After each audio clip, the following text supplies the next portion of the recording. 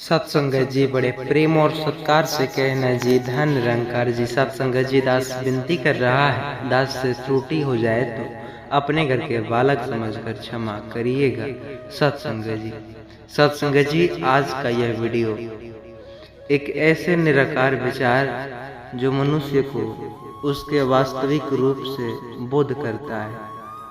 कहने का अर्थ है हर उस आत्मा को परमात्मा से जुड़ जाना चाहिए।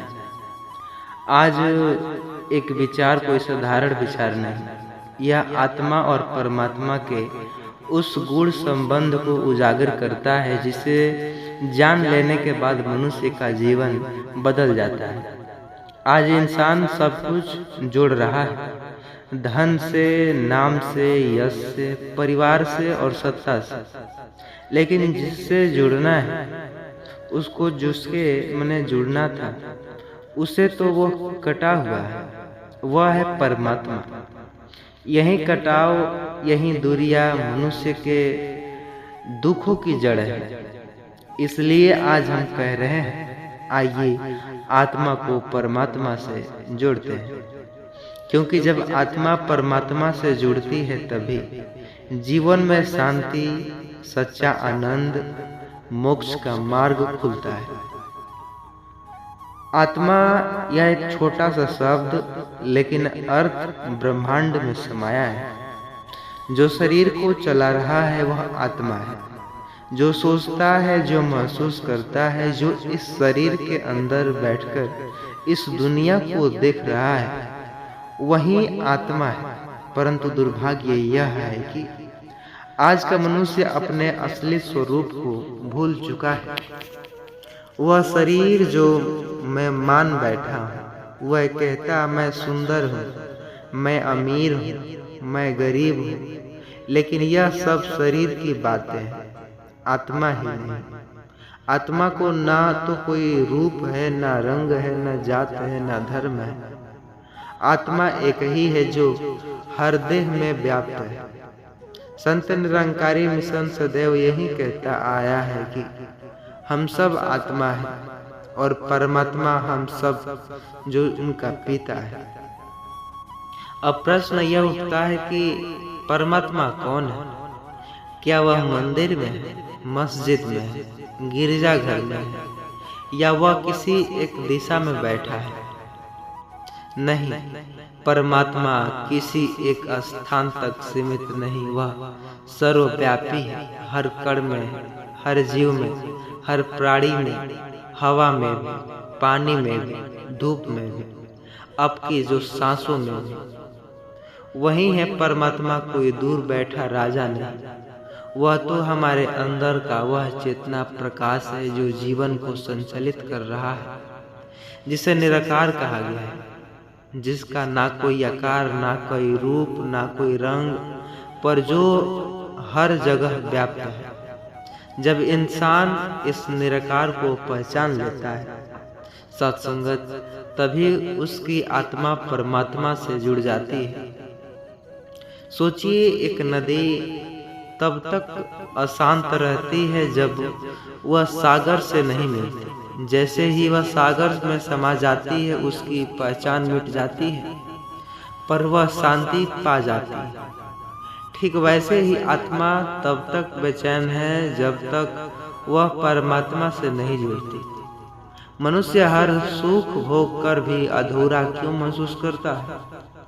क्योंकि वह परम स्रोत से कटा हुआ है, वह अपने घर से दूर है। सतगुरु बाबा हरदेव सिंह जी महाराज कहा करते हैं, मनुष्य हर चीज में आनंद ढूंढता है, लेकिन सच्चा आनंद तभी मिलता है जब आत्मा परमात्मा से मिल जाती है। आज हमारे पास सब कुछ, मोबाइल है, मकान है, गाड़ी की सुविधा, जो शोहरत पर मन के अंदर खालीपन, जो मन में खालीपन ही भरा है। क्यों? क्योंकि आत्मा अपने मूल स्रोत नहीं जुड़ी। अब सवाल उठता है, कैसे जोड़े आत्मा को परमात्मा से? क्या इनके लिए पहाड़ पर जाना पड़ेगा क्या इसके लिए कोई कठोर तप करना पड़ेगा क्या? नहीं, परमात्मा को पाने के लिए ना जगह बदलनी है, और न ही भेद, सिर्फ दृष्टि बदलनी है। जब सतगुरु हमें ब्रह्म ज्ञान देते हैं तो हमारी दृष्टि बदल जाती है। हम दुनिया में हर जगह उसी परमात्मा तत्व को देखने लगते हैं, तभी आत्मा परमात्मा से जुड़ जाती है। संत निरंकारी मिशन यही शिक्षा देता है, पहले जानो फिर मानो, क्योंकि जब तक आत्मा को अपने परमात्मा का बोध नहीं होगा तब तक पूजा अर्चन आराधना सब अधूरी है। यह मिलन होता है तब और जीवन बदल जाता है। तब मनुष्य में क्रोध नहीं रहता, क्योंकि उसे हर जगह वही परमात्मा दिखाई देता है। तब अहंकार नहीं रहता, क्योंकि वह जान लेता है मैं कुछ नहीं, सब वही है। तब दुख सताती है, क्योंकि उसे विश्वास होता है उसलिए जो लीला लगा रखा है। ऐसे भक्ति जो व्यक्ति का चलना बोलना रहना सहना ये सब बन जाता है भक्ति। वह मंदिर या गुरुद्वारे में नहीं बल्कि हर कर्म में परमात्मा को महसूस करता है। वह दूसरों को दुख नहीं देता, क्योंकि जानता है दूसरा कोई और नहीं, वही है, सब वही है। सत्संग जो आत्मा परमात्मा से नहीं जुड़ती वह ऐसे जैसे दीपक बिना तेल के जो थोड़ी देर में बुझ जाती है। वह व्यक्ति सुख सुविधा के बीच भी दुखी रहता है। वह बाहर की चमक में फंस जाता है, अंदर के अंधकार को जो देख नहीं पाता। ऐसे ही मनुष्य भ्रम में जीता है, धर्म के नाम पर लड़ता है और जात के नाम पर बढ़ता है और अंत में खाली हाथ चला जाता है। कहने का अर्थ है, सतगुरु बाबा गुरबचन जी कहते हैं, मनुष्य बाहर बाहर खोजता है पर परमात्मा उसके अंदर बैठा है।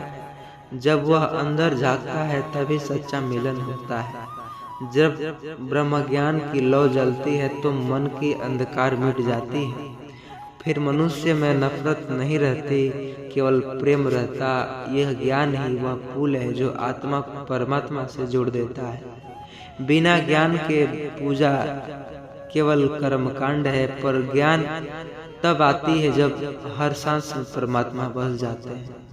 आज का समय बहुत तेज है, लोग भाग रहे हैं पर कहाँ? कभी खुद में पीछा की ये दौड़ उसके लिए है। हम विज्ञान में आगे बढ़े पर आत्मा में पीछे रह गए। हमने अंतरिक्ष जीत लिया पर अपने भीतर की शांति हार गए। इंसान अब मशीन बन गया है, भावनाएं प्रेम करुणा सब धुंधली हो गई है। इसलिए अब वक्त है रुकने का, सोचने का और जुड़ने का। आइए आत्मा को परमात्मा से जोड़ते हैं। यही एकमात्र उपाय जो जीवन में शांति लाती है। सतगुरु का वह दीपक जो अंधकार को मिटा देता है, वह नाविक जो आत्मा को परमात्मा के सागर तक पहुंचा देता है। बिना सतगुरु के यह ज्ञान नहीं मिलता। सतगुरु ही वह माध्यम जिसके द्वारा हम निराकार को प्रत्यक्ष रूप से जान पाते हैं। जैसे बिना सूर्य के प्रकाश नहीं दिखता, वैसे बिना सतगुरु के परमात्मा नहीं दिखता। इसलिए सतगुरु के शरण में जाना ही आत्मा को जोड़ने की पहली सीढ़ी है। तो सत्संगत जी, जीवन छोटा है पर यह एक अमूल्य है। इसका उद्देश्य केवल खाना कमाना और मर जाना नहीं, बल्कि आत्मा को उसके परम स्रोत से जोड़ना है। आज का यह संदेश केवल सुनने के लिए नहीं, जीने के लिए है। अगर आप यह महसूस करते हैं कि आपके जीवन में कुछ अधूरा है तो यह अधूरापन आत्मा के अलगाव का है। आइए इसे खत्म करें। आइए आत्मा को परमात्मा से जोड़े। आइए सतगुरु के चरणों में झुके, ब्रह्म ज्ञान प्राप्त करें और जीवन को सार्थक बनाएं। जो आत्मा परमात्मा से जुड़ जाती है वह कभी अकेली नहीं रहती, वह कभी दुखी नहीं होती। वह केवल प्रेम शांति और आनंद में जीती है। सतगुरु हमें यही सिखाते हैं, ज्ञान लो, भेद मिटाओ और एक निराकार को पहचानो। तो सत्संगत जी, अगर यह विचार आपके हृदय को छू लिया हो तो प्लीज़ वीडियो को लाइक, प्यारा सा कमेंट, चैनल पर नए हैं अभी तक सब्सक्राइब नहीं किए हैं, सब्सक्राइब अवश्य करिएगा। ऐसे सतगुरु का विचार थोड़ा बहुत ज्ञान महात्मा दे देते हैं। वैसे बाबा हरदेव सिंह जी की कृपा से थोड़ा बहुत ज्ञान इतना है कि आपको दे सकूं। तो कोई गलती त्रुटि हुई हो तो क्षमा करिएगा। सत्संगत प्रेम और सत्कार से कहना जी, धन निरंकार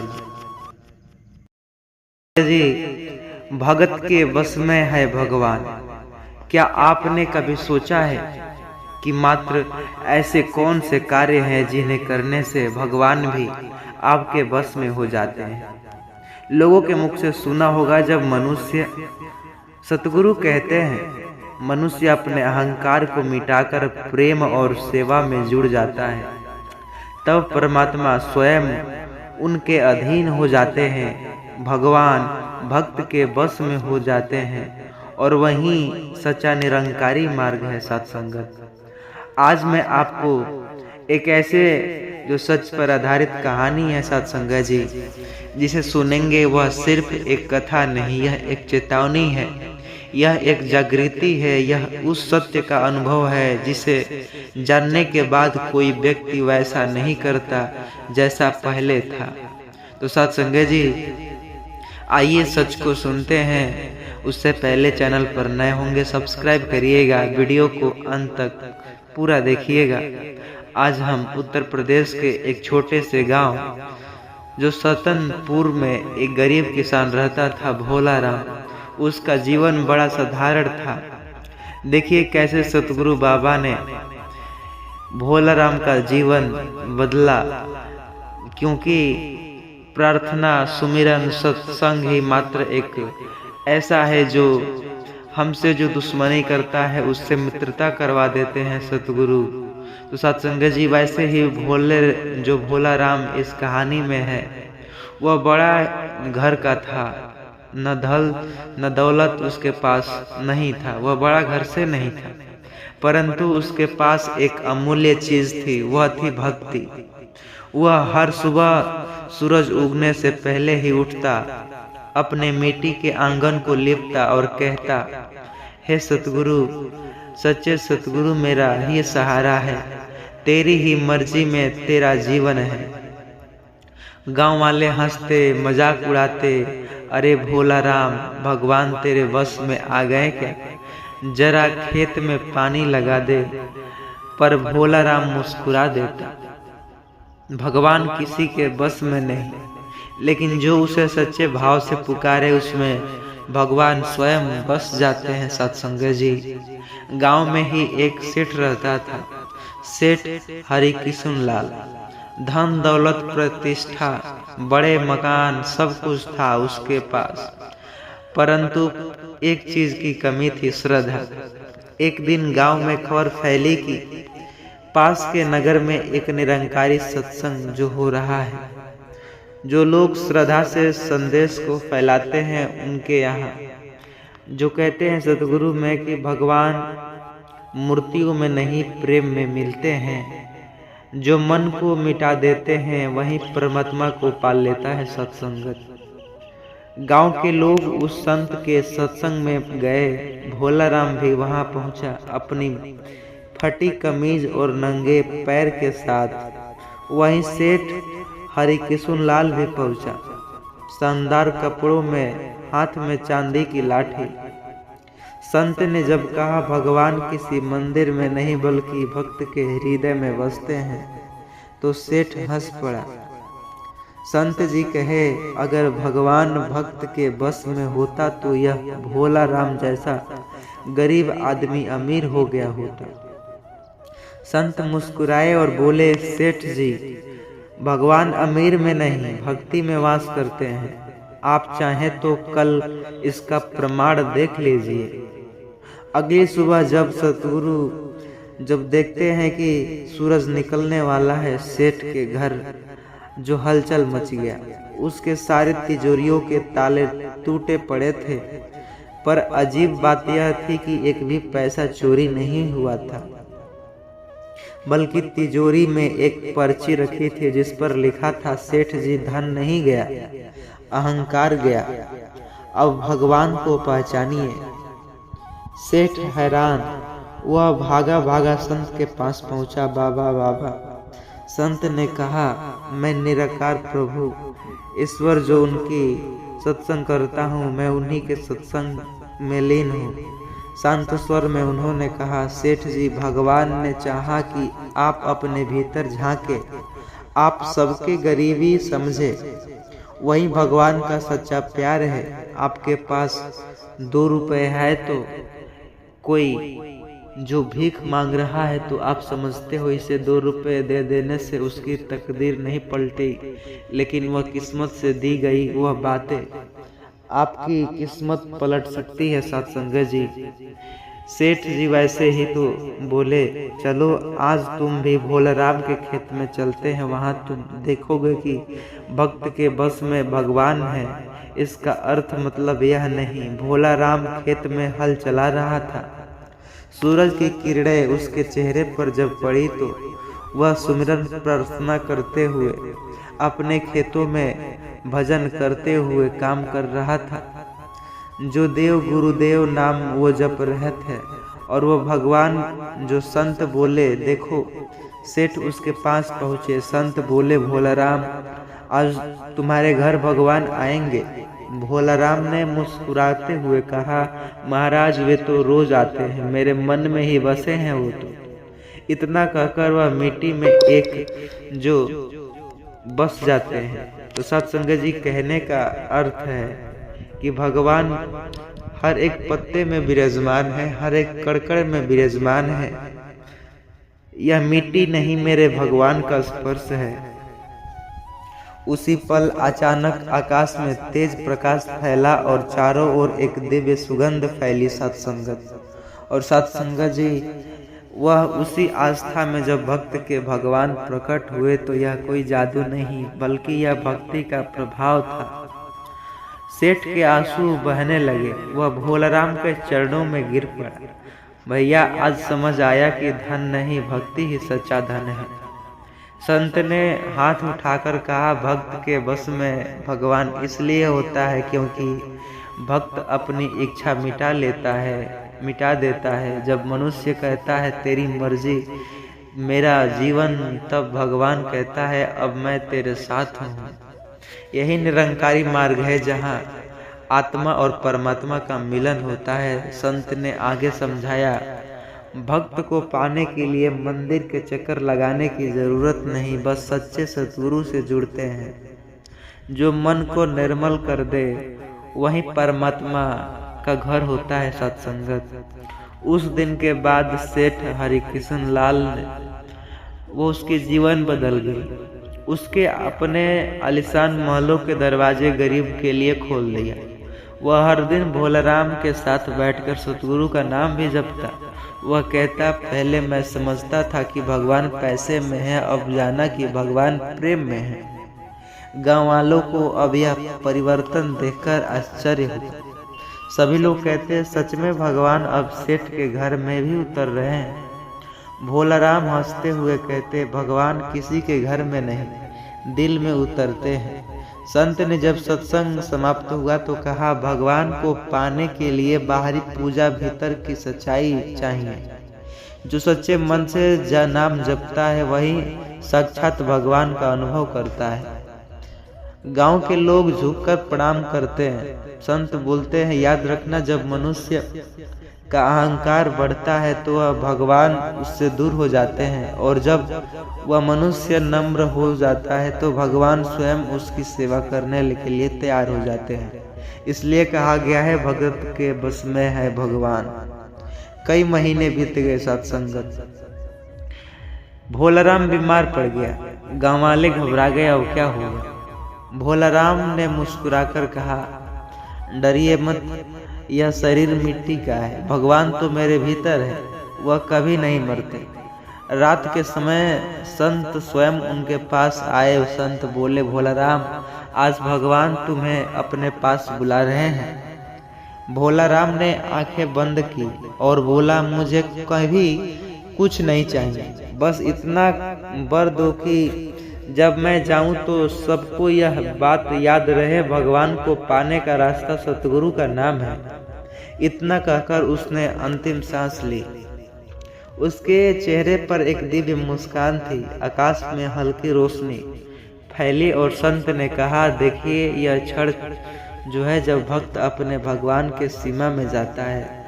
अब भगवान भी उसी में बस गए हैं। भोलाराम जाने के बाद गांव के हर घर में भक्ति की लहर छोड़ आई और हर सुबह लोग सतगुरु के नाम लेकर उठते।